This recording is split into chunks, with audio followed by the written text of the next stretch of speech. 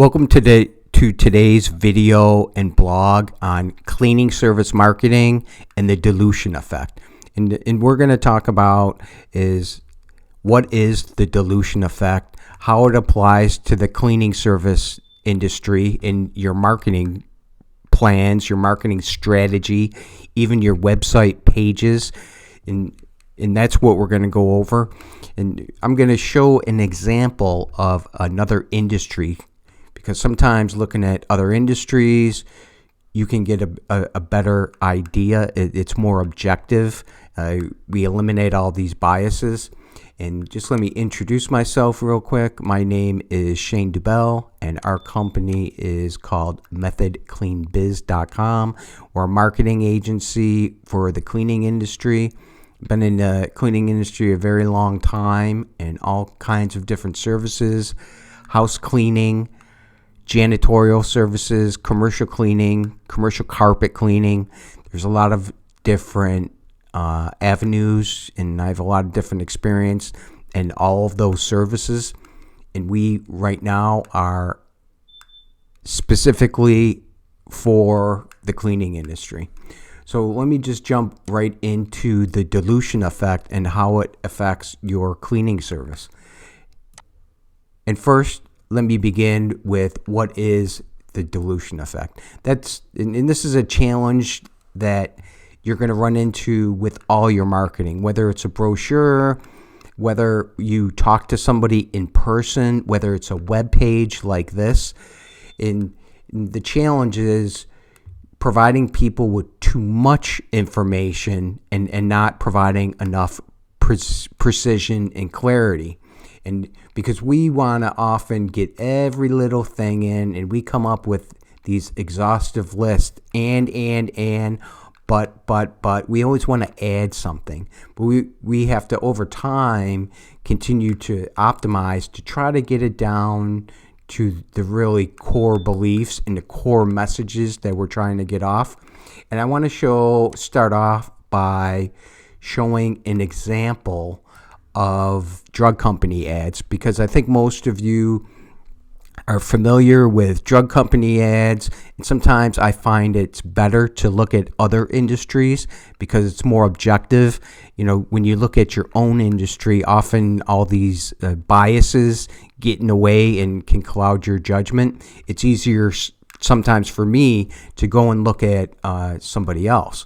So I'm sure you've all seen these drug company ads, and I just Googled it. I'm not against this product or company or anything. I know it's one of the most popular in the world. But what I wanted to point out is how they apply the dilution effect. And one of the main ways that they do this is with the side effects. So right here, you can see that there are some side effects, and there's some major side effects. And they talk about muscle pain or weakness, but they jam it in all of this whole paragraph here. And then also down here, again, they add all of these smaller ones, like an upset stomach or joint pain. This is stuff that all of us get all day, every day, depending on your age anyways. But they jam it all in to dilute the fat. And then they use a whole lot of text in here that they know that nobody is going to ever read, to get away from right here, the liver problems potentially. And these are the major things, the liver problem. But they're going to use all of this information here to dilute you, and this is how they do it in a negative way. Now, to flip it the other way for our marketing, we want to avoid that.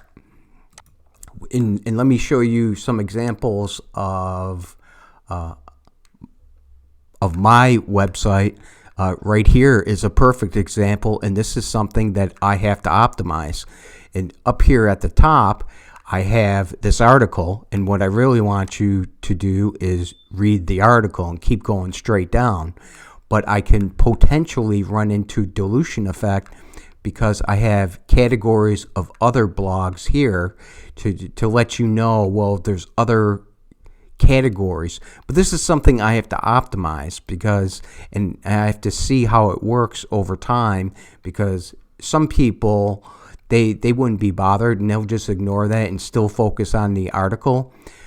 Now down here you can see I don't have any information. So here I'm not having any negative dilution effect down here, because this is straightforward and you're just going top to bottom reading the whole article. Another place is with the recent posts. I've had 3. Right now there's 3 recent posts, and I've had as many as 10 before. And because this 10 was just too many, and there's times where I had videos and I had old podcasts and all kinds of stuff, and I ended up getting whacked with the dilution effect, that it just became too much going on that people couldn't always focus. And it's something that I'm constantly working on and watching if it has an impact. Another example that I can show you from my website to point it out is at the bottom of our homepage.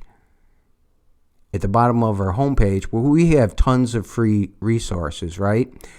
But if you think about this, and somebody comes to my homepage and they see that there's all these free resources, I can get whacked with dilution effect on this one also, because this is what obviously we really want you to do, is to book a call with us and talk about your digital marketing program. But I want to help people get there too. Not everybody is ready for this. So I want to, but this is something that I have to constantly optimize. And, well, do I want to put 2 or just 1 or all 4 of them?